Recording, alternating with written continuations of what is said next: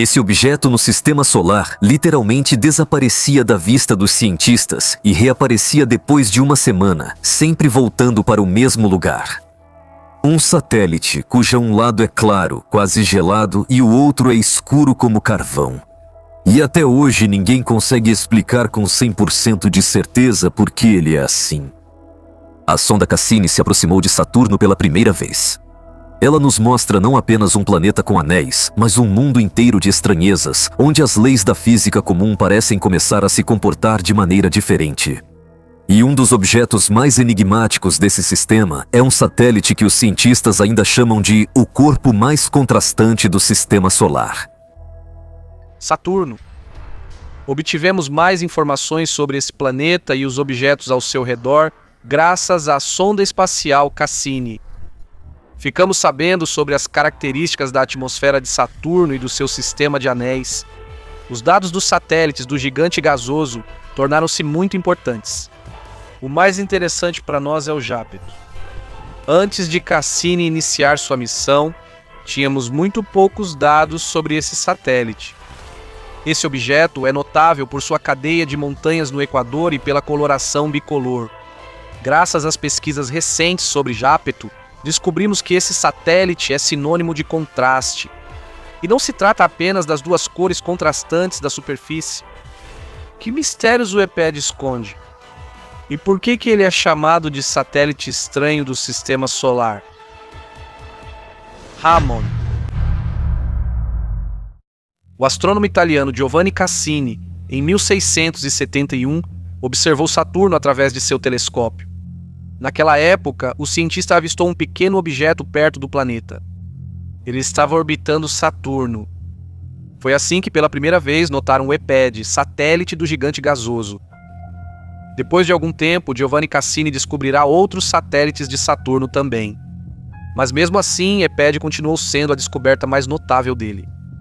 Quando o EPED foi avistado, ele estava no lado oeste do planeta. Cerca de 39 dias depois, Giovanni Cassini continuou observando o EPED. Ele supôs que, até esse momento, o satélite já teria se movido para o lado leste. Para a surpresa de Cassini, isso não aconteceu. O EPED não estava nem no lado leste nem no lado oeste. Ele não estava em lugar nenhum. Você consegue imaginar? Com certeza você ficaria chateado porque o objeto que você tinha acabado de descobrir simplesmente desapareceu. Felizmente, Jápeto reapareceu, mas só depois de 79 dias. Curiosamente, ele estava exatamente no mesmo lugar onde Giovanni Cassini o viu pela primeira vez. Porque Jápeto desapareceu por um tempo ainda era desconhecido até 1705. Então, Cassini viu o satélite no lado leste de Saturno com a ajuda de um telescópio mais avançado. Aconteceu que, Находясь в этой части, Епет имел em duas magnitudes de brilho. É por isso que Giovanni Cassini não o viu na parte leste quando usou outro telescópio. O cientista entendeu isso, por isso continuou a pesquisa. Antes disso, ele concluiu corretamente que, muito provavelmente, Jápeto estava apenas em travamento por maré do gigante gasoso. E um dos lados do objeto seria mais escuro que o outro. Posteriormente, isso foi confirmado. Por esse motivo, para nós aqui na Terra, parece que o brilho de Jápeto está mudando constantemente. Jápeto é o terceiro maior entre todos os satélites de Saturno. Apenas Titã e Reia são maiores que ele. O diâmetro de Jápeto é, em média, de 1.471 quilômetros. O índice de densidade é de 1,082 gramas por centímetro cúbico. Esse é um valor muito pequeno, considerando que é apenas um pouco maior do que o da água líquida na Terra. A composição do Jápeto é dominada pelo gelo de água. A distância entre o satélite e Saturno é de 13,5 milhões de quilômetros. Essa é a maior distância entre os principais satélites do planeta. Apesar de tudo isso, Jápeto está em travamento por maré com seu planeta. Como já dissemos em vídeos anteriores, no travamento por maré, o satélite mantém sempre o mesmo lado voltado para o planeta. A órbita de Jápeto é ligeiramente inclinada. Considerando a distância de EPED, é possível ver bem os anéis do Saturno. Vou falar mais sobre a inclinação da órbita. O ângulo de inclinação é de 15 graus em relação aos outros componentes do sistema de Saturno. Porque isso aconteceu exatamente assim, ainda não se pode dizer com certeza. Por essa característica, Jápeto se assemelha a Tritão, o satélite de Netuno. Ao contrário de Tritão, ainda não sabemos muito sobre Jápeto. A composição de Jápeto é praticamente idêntica à dos outros grandes satélites de Saturno. Supõe-se que Jápeto foi formado por elementos que orbitavam o gigante gasoso em seus estágios iniciais de desenvolvimento. A órbita inclinada de Jápeto pode ter se formado devido a processos característicos do período inicial do sistema planetário. O satélite pode ter migrado devido a interações gravitacionais com o gigante gasoso Saturno. Isso provavelmente causou o deslocamento da órbita de Jápeto. Também não notamos distorções significativas na órbita, que é quase perfeitamente circular. Isso é chamado de baixa excentricidade. O nível de aquecimento por maré ao qual o satélite é submetido é bastante baixo. Por esse motivo, há uma grande quantidade de crateras em Jápeto, pois a superfície não se nivela com o passar do tempo. Muito provavelmente, nas camadas internas da superfície do satélite não há atividade geológica. Graças a Cassini, obtivemos imagens onde é possível observar algumas das enormes crateras. O diâmetro de algumas delas ultrapassa 350 mil metros. A maior delas é considerada a cratera chamada Turgis, que está localizada na parte escura de Jápeto. Turgis tem bordas bastante altas, de 15 mil metros. Assim, essa cratera pode ser considerada uma das maiores do sistema solar. Na sua opinião, qual é a característica mais notável de Jápeto? Com certeza você vai citar sua coloração bicolor. E eu posso concordar com você. Essa característica destaca Jápeto entre os outros satélites. Por muito tempo, os cientistas não conseguiam encontrar respostas para o motivo de a cor de uma das regiões ser tão contrastante em relação a outra região. O satélite está sempre voltado para Saturno com o lado claro. Se olharmos da Terra na direção de Saturno, quando Iapetus fica na frente do gigante gasoso, vemos seu lado escuro. É por isso que parece que o nível de brilho do satélite diminui periodicamente. A parte escura de Iapetus é chamada de Cassini Regio. No entanto, ainda não se sabe por que a superfície do satélite tem uma coloração tão notável até o momento. Sabe-se com certeza que a superfície de Jápeto, onde está localizada a parte escura, é coberta por uma poeira de carbono, com uma camada de aproximadamente 30 centímetros. É provável que Jápeto tenha compostos orgânicos em sua composição que também parecem estar na superfície dos cometas. Existe uma teoria de que a superfície de Jápeto é coberta por uma camada de elementos vindos de outro satélite de Saturno, Febe. Ele está a uma distância maior de seu planeta. Sob a influência dos raios solares em Febe, pode ocorrer a sublimação da superfície, ou seja, sua transição do estado sólido para o líquido, e os elementos da superfície podem se deslocar pelo espaço. Dessa forma, eles poderiam ter chegado até Jápeto. Isso pode ser a resposta para a pergunta de por que o satélite tem uma coloração bicolor. No entanto, esses processos devem ocorrer constantemente com uma certa periodicidade, pois na parte escura de Jápeto não há tantas crateras jovens. Existe outra versão. Segundo ela, o satélite pode apresentar fenômeno parecido com o vulcanismo. Graças a esse fenômeno, materiais escuros chegam à superfície. A coloração escura pode surgir devido a erupções de hidrocarbonetos. Esse efeito só se intensifica quando o hidrocarboneto reage com a radiação solar. Ao redor de Saturno também se formou um anel de matéria que surgiu graças ao satélite Febe. Com a ajuda do explorador de levantamento infravermelho de grande angular WISE, em 2015 descobrimos que o tamanho desse anel é muito maior do que se pensava anteriormente. O tamanho desse objeto chega a cerca de 300 raios de Saturno. Com base nesses dados e nas informações da sonda Cassini, foi desenvolvida uma teoria sobre o escurecimento de um dos lados de Jápeto, que hoje é considerada a mais provável. Jápeto está travado por maré com Saturno, por isso seu período de rotação é muito longo. Um dia em Jápeto equivale a 79 dias terrestres. Disso, concluímos que o ciclo de temperatura durante um dia é bastante longo. Os elementos no lado escuro podem absorver calor por um longo período e aumentar a temperatura da superfície. Como vocês sabem, a capacidade de reflexão da parte clara é muito maior e, consequentemente, esse lado absorve muito menos calor. Com esse aquecimento da superfície na parte escura, começará o processo de sublimação entre as substâncias voláteis, incluindo o gelo. Esses elementos, após algum tempo, irão se deslocar para a parte clara de Jápito. Uma consequência do processo de sublimação pode ser o escurecimento ainda maior do lado escuro do satélite. E o contraste entre as partes clara e escura só aumenta. Assim, aprendemos mais sobre a interessante coloração do satélite de Saturno. Mencionamos no início do vídeo que Jápito é considerado um satélite estranho no sistema solar. E não é apenas pela superfície bicolor que ele se destaca. No Equador, há uma cadeia de montanhas chamada de Muralha de Jápito. Ela tem cerca de 1.300 quilômetros de extensão, quase o mesmo comprimento do próprio Equador. A altura dessa formação montanhosa chega a impressionantes 13 quilômetros e a largura, 20 quilômetros. Se observarmos a cordilheira na parte clara de Jápito, perceberemos que ali ela não é uma cadeia montanhosa contínua, mas sim composta por várias montanhas que se alternam com áreas mais planas. Graças às sondas Voyager, obtivemos os primeiros dados sobre essa formação montanhosa. Por esse motivo, a Muralha de Jápito às vezes também é chamada de Montanhas Voyager. Os cientistas ainda não sabem ao certo quais fatores influenciaram a formação da Muralha de Jápito. Existem várias teorias. De acordo com uma das versões, a formação montanhosa surgiu como resultado da atividade geológica nos estágios iniciais da formação do satélite.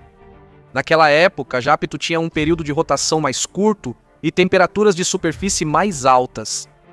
A cadeia montanhosa pode ter se formado a partir de material que veio à superfície e depois solidificou. Outra versão diz que, de alguma forma, Jápito, há muitos anos, absorveu um dos anéis pertencentes a Saturno. A cadeia montanhosa é um acúmulo de elementos daquele anel. Essas não são as únicas versões. Também há uma hipótese de que, no passado, outro objeto colidiu com o satélite. A colisão aconteceu de tal forma que o objeto se tornou um satélite do satélite. Supõe-se que, com o tempo, a distância entre Epeto e seu satélite foi diminuindo, e em uma região desconhecida, o objeto simplesmente se partiu em pedaços. Ele deixou para trás um aglomerado de elementos que formaram a Cordilheira de Jápito. Essa versão responde à pergunta de por que a formação montanhosa se formou exatamente no Equador. No entanto, não sabemos a resposta exata para a pergunta de como surgiu a Cordilheira de Jápito. Ao recebermos essa foto, os cientistas ficaram intrigados com o que ela realmente mostrava. Naquela época, há 75 anos, ela foi tirada por um foguete que antes era usado para bombardear cidades. Ela subiu a uma altura de 105 metros, tirou algumas fotos e se despedaçou completamente. Mas o filme sobreviveu, e com ele surgiram muitas perguntas para as quais a cada ano aparecem ainda mais respostas. Neste vídeo, você vai descobrir qual planeta lembra as pinturas de Van Gogh, para onde a sonda árabe foi enviada pela primeira vez e onde os astrônomos viram uma cabeça de cavalo. Hubble. Até quem não se interessa por espaço já ouviu falar desse telescópio. Ele envia para a Terra centenas de fotos de planetas, aglomerados estelares e detritos espaciais. Ele nos permitiu descobrir a idade do universo, comprovou a existência de buracos negros supermassivos, exoplanetas e revelou outros fatos.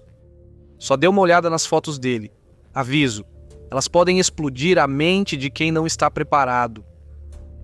Esta foto é considerada uma das imagens mais famosas do lendário telescópio Hubble. O nome dela, Pilares da Criação, não é por acaso, pois mostra uma região ativa de formação de estrelas na nebulosa da Águia. Os pilares no centro da foto são resultado do movimento de partículas carregadas e do vento cósmico. Nas bordas da cadeia montanhosa, é possível ver fluxos de gás ionizado saindo. Qual você acha que é o segredo das tonalidades de cor? Cada uma delas indica diferentes elementos químicos. As áreas azuis têm maior concentração de oxigênio, as verdes de hidrogênio e nitrogênio, e as vermelhas de enxofre. O que você acha dessa nebulosa? Os astrônomos que a descobriram pela primeira vez acharam que ela se parecia com a cabeça de um cavalo. Embora oficialmente essa nebulosa se chame Barnard 33, muitos a conhecem como nebulosa cabeça de cavalo. Aqui parece que as nuvens avançaram e cobriram todo o céu.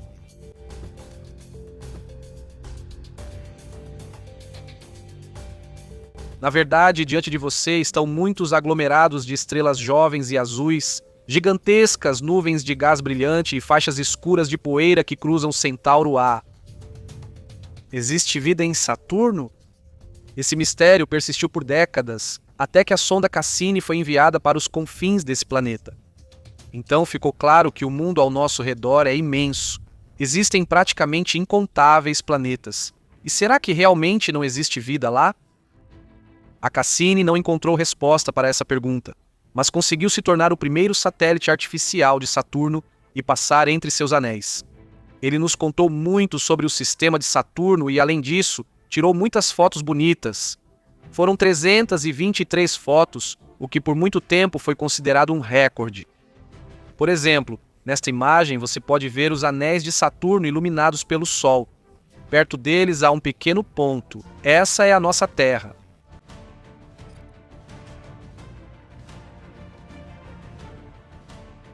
Ou aqui está outra foto, composta por 140 imagens na qual a Terra aparece por trás dos anéis do planeta gigante. Olhando para ela, você percebe o quanto somos pequenos no universo.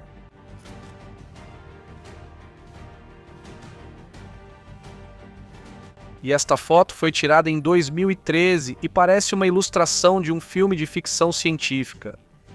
O que você acha que é isso? Isso é apenas uma tempestade polar do norte sobre Saturno. Talvez Cassini nos tivesse presenteado com outras imagens, mas sua missão de 20 anos chegou ao fim. A sonda entrou nas camadas densas da atmosfera de Saturno e queimou. Os astrofísicos o enviaram para a morte certa depois que ele ficou sem combustível. Já depois da destruição da sonda, as últimas fotos tiradas por ela chegaram à Terra. Elas mostram o lado noturno de Saturno. A paisagem é iluminada pelos raios solares refletidos pelos anéis do gigante gasoso. As imagens eram em preto e branco, mas a NASA adicionou cor e agora dá até para meditar olhando para elas.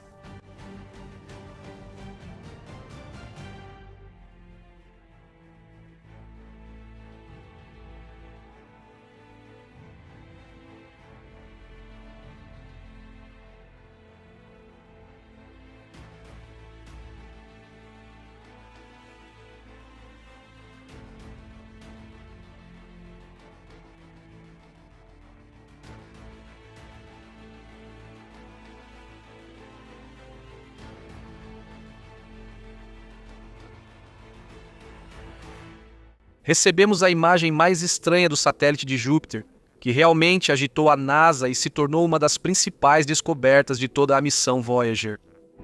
Era uma erupção vulcânica em Io, que fez os cientistas perceberem que existem vulcões ativos fora da Terra. No geral, a jornada das sondas Voyager já dura mais de 40 anos, e durante esse tempo eles conseguiram nos impressionar com outras imagens também. Prepare-se para as imagens da Parker Solar Probe da NASA. Em comparação com os Voyagers, ele é um viajante bem jovem, que partiu para o espaço no verão de 2018. Sua missão principal é estudar a coroa externa do Sol. No entanto, a caminho do Sol, a sonda Parker já tirou uma foto do lado noturno de Vênus. A parte direita da foto está cheia de estrelas, enquanto a esquerda é ocupada por Vênus. A mancha escura no centro da imagem é a Terra de Afrodite, a maior região montanhosa da superfície de Vênus.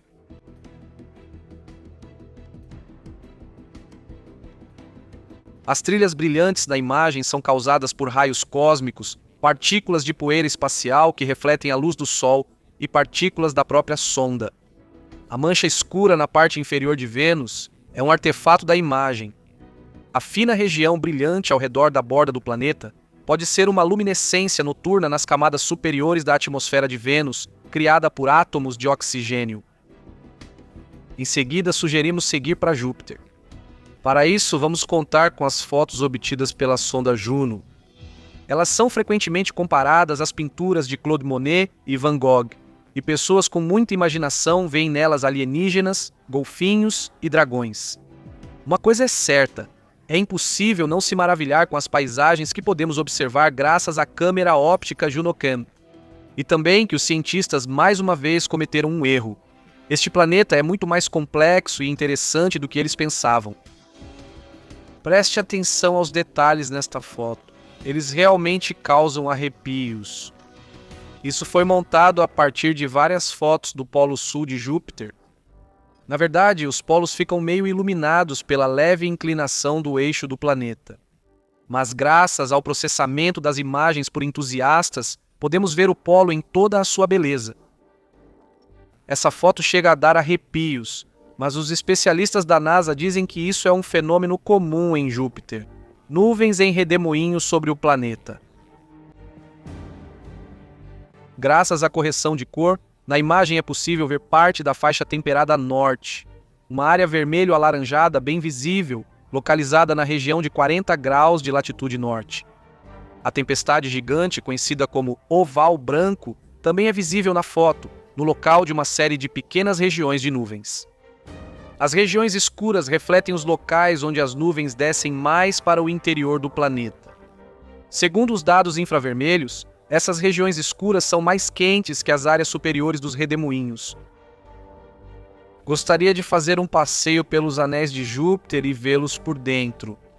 E a sonda Juno já esteve em um desses. A primeira foto da história tirada de dentro dos anéis de Júpiter por ele faz a imaginação voar longe.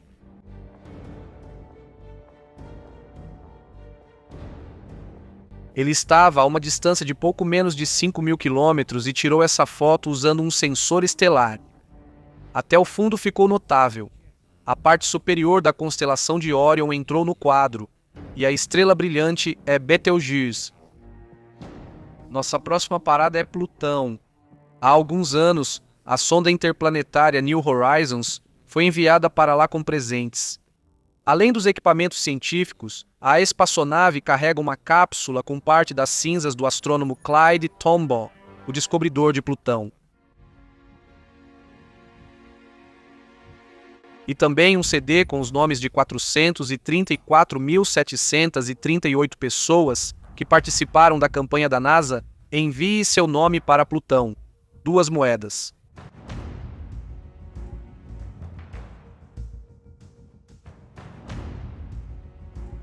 Duas bandeiras dos Estados Unidos.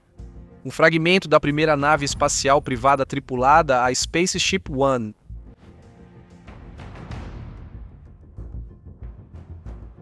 Um CD com fotos da nave e de seus desenvolvedores, e um selo postal dos Estados Unidos de 1991. Esta é provavelmente a foto mais famosa do nosso planeta anão, chamada de Coração de Plutão. Ela foi tirada em 13 de julho de 2015, a uma distância de cerca de 768 mil quilômetros.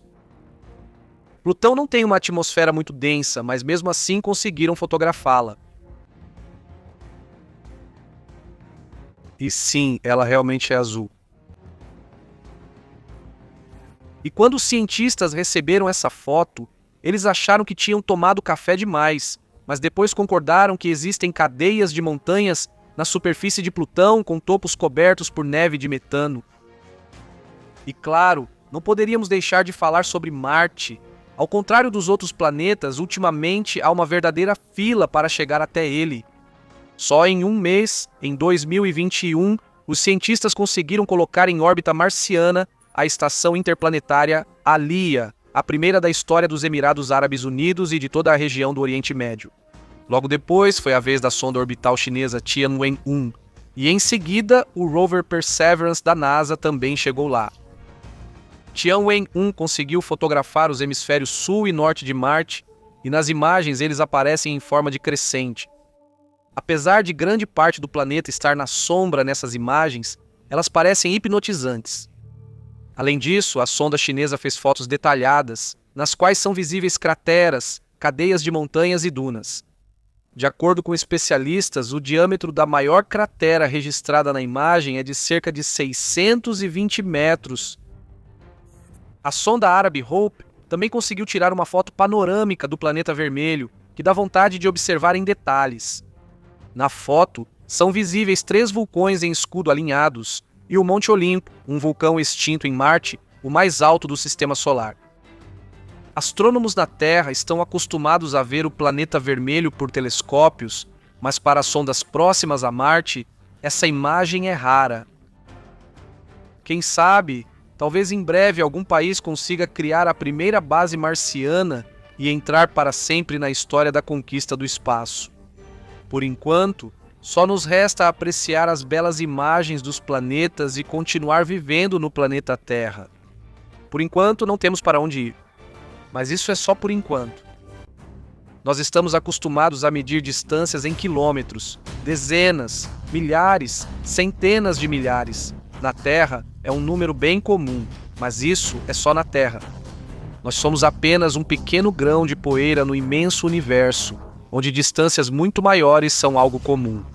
O que dizer do universo, se até mesmo no Sistema Solar nós não medimos distâncias nos quilômetros comuns para nós terráqueos, mas sim em unidades especiais. Uma unidade astronômica equivale à distância entre a Terra e o Sol. Se ainda assim formos converter isso para quilômetros, são 150 milhões. Por exemplo, Urano está a 3 bilhões de quilômetros do nosso planeta, ou seja, a 20 unidades astronômicas. Só imagine essas proporções. E isso está longe de ser o limite. No contexto do universo inteiro, até mesmo as unidades astronômicas parecem insignificantes.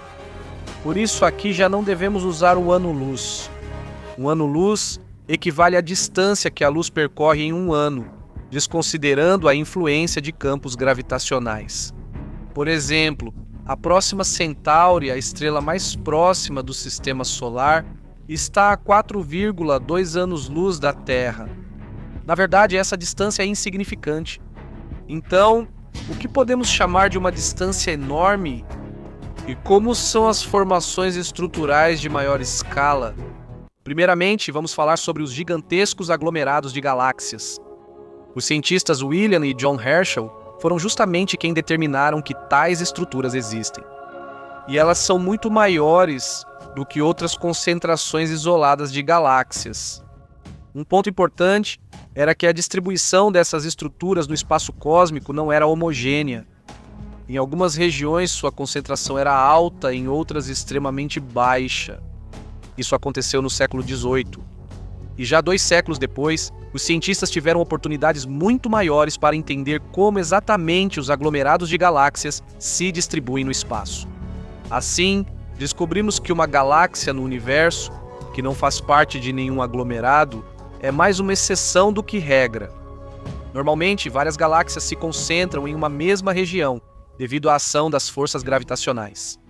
E o próximo nível, já maior, são os chamados superaglomerados. A característica deles é que podem ser formados não apenas por uma dezena de galáxias, mas por uma centena ou até mesmo 1 milhar. Nesses aglomerados, há também uma concentração de gases com temperaturas elevadas.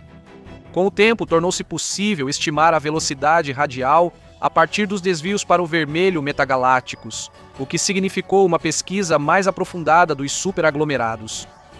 Os cientistas conseguiram assim descobrir a distância até as galáxias e modelar como elas estão distribuídas. Eram mapas em um espaço tridimensional que mostravam o universo em 1 bilhão de anos-luz.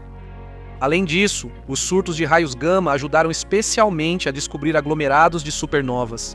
Esse processo, por si só, libera uma quantidade enorme de energia.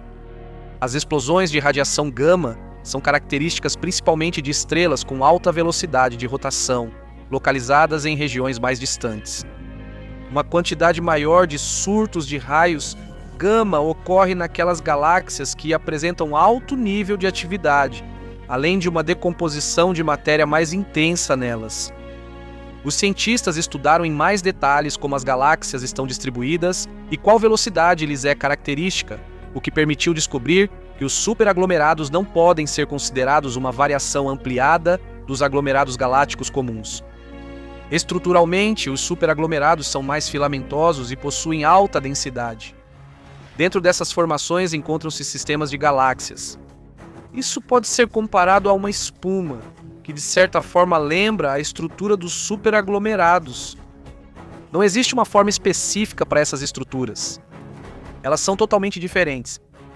Elas podem ser muralhas, como por exemplo a Grande Muralha de Sloan, aglomerados de galáxias mais familiares, como o aglomerado de Virgem, ou os superaglomerados podem ter a forma de uma cadeia, como a cadeia de Markarian. Como já mencionamos, o universo é caracterizado pela heterogeneidade. No entanto, isso não ocorre em todas as regiões. Por exemplo, podem ser consideradas homogêneas as regiões cuja área é de aproximadamente 300 megaparsecs. Lá, entre os aglomerados de galáxias, praticamente não há nada. Os próprios aglomerados são filamentosos, com uma densidade cerca de 10 vezes menor do que o valor médio para outras galáxias. Aqui também podem surgir filamentos galácticos. Provavelmente um dos exemplos mais conhecidos de muralha é a Grande Muralha do Norte. Outro nome é a Grande Muralha.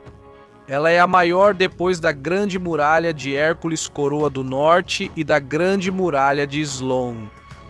A distância média chega a cerca de 200 milhões de anos-luz. A espessura da Grande Muralha do Norte é de 15 milhões de anos-luz. O comprimento da estrutura chega a cerca de 500 milhões de anos-luz.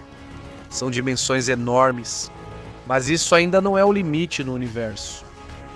Por exemplo, a já mencionada Grande Muralha de Hércules Coroa Boreal tem impressionantes 10 bilhões de anos-luz de extensão. E isso, aliás, representa 10% do diâmetro da parte do universo que conseguimos observar. Vamos falar também sobre a parede galáctica que está mais próxima do Sistema Solar. Ela está localizada perto das constelações do telescópio Índio, Pavão, Centauro, assim como da constelação austral da Hidra.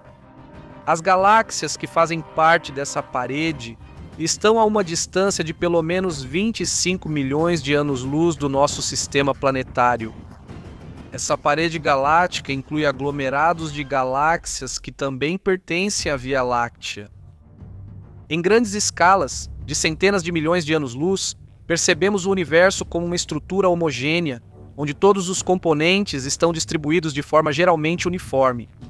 No entanto, é importante lembrar que, se pegarmos uma região menor, descobriremos que os componentes ali estão distribuídos de forma não homogênea. Precisamos saber disso para formular corretamente a teoria de como o universo evoluiu. Os cientistas desenvolveram um modelo tridimensional de como ocorre a distribuição das estruturas galácticas no universo. Isso ajudou a descobrir que, de todos os lados, em um raio de 1 bilhão de anos-luz, existem estruturas praticamente vazias. Isso significa que a distribuição da matéria em uma parte isolada do universo de algumas centenas de bilhões de anos-luz será uniforme. É por isso que consideramos o universo em geral homogêneo. Os aglomerados de galáxias são as maiores estruturas do universo, que em tamanho superam até mesmo os filamentos galácticos, fibras e paredes galácticas. O processo de formação e desenvolvimento dos aglomerados de galáxias tem suas próprias características. Essas estruturas se expandem devido à expansão do universo. As forças gravitacionais podem reduzir a velocidade desse processo. O fenômeno da lente gravitacional é típico dos aglomerados de galáxias e outros objetos. Esse é um efeito em que vemos a fonte de luz distorcida, se os raios dela passam por outra estrutura. Isso indica uma grande quantidade de massa oculta para nós, que provavelmente vem da matéria escura. É justamente por causa dela que surgem esses aglomerados galácticos, pois a matéria escura contribui para a atração entre as galáxias. A matéria escura é uma estrutura muito misteriosa para nós no universo. Ainda não sabemos muita coisa sobre as propriedades dela. No entanto, os cientistas descobriram com certeza. A matéria escura é um dos fatores mais importantes na formação de aglomerados de galáxias. Ela aumenta a força da gravidade. Resta a principal questão em tudo isso. Por quê? Em escalas menores o universo é heterogêneo? Aqui as forças gravitacionais também têm papel fundamental. Estruturas distribuídas uniformemente sob sua influência simplesmente se acumulam em certas regiões formando aglomerados mais densos. O próprio processo de distribuição da matéria no universo começou algum tempo após o Big Bang. O aumento da massa do próprio universo fez com que a velocidade de expansão começasse a diminuir. Em algumas regiões, a expansão não apenas parou, mas também se transformou no processo inverso, a contração. Isso agravou ainda mais a heterogeneidade. Surgiram novos aglomerados de galáxias e vazios entre os filamentos galácticos. A teoria atual sobre como as galáxias se formam no universo recebeu o nome de teoria hierárquica. De acordo com essa teoria, nos primeiros estágios da formação existem galáxias isoladas, que depois se tornam parte de aglomerados galácticos. Esses aglomerados, com o tempo, se transformam em superaglomerados. Dessa forma, nos estágios finais do desenvolvimento do universo, surgem as maiores estruturas. O fato é que essa homogeneidade é característica de regiões com tamanho de 300 milhões de anos-luz. Com base nisso, conclui-se que a matéria em estruturas maiores é distribuída de forma homogênea. No entanto, essas próprias paredes galácticas são, por si só, heterogêneas. Por exemplo, a muralha Hércules-Coroa Boreal, e ela é muito maior do que 300 milhões de anos-luz. Aqui nos deparamos com contradições ao próprio princípio cosmológico. Como pode ver, nem tudo é óbvio para nós no desenvolvimento do universo. Que isso seja um estímulo para nós nos aprofundarmos cada vez mais nos mistérios do cosmos. Assim poderemos entender o que realmente é o nosso universo e qual é o nosso lugar nele. E o que você acha, afinal, como se formaram as estruturas em grande escala? E como os cientistas vão resolver as contradições relacionadas a isso? Veja as capturas de tela exibidas agora. São estatísticas do YouTube. O que significam? Perceba, agora 57% dos espectadores deste canal assistem sem se inscrever. Essa é a verdadeira essência da minha mensagem para vocês. Portanto, para não perder o Hubble da sua lista de inscrições, tudo o que você precisa fazer é clicar neste botão vermelho, que se parece com isso e está logo abaixo deste vídeo. A lei do universo é simples, lembre-se disso. Afinal, cada inscrição sua é muito importante para mim. Quanto mais espectadores, quanto mais vezes assistem e deixam um like, mais rápido sai um novo vídeo mega interessante. Até a próxima!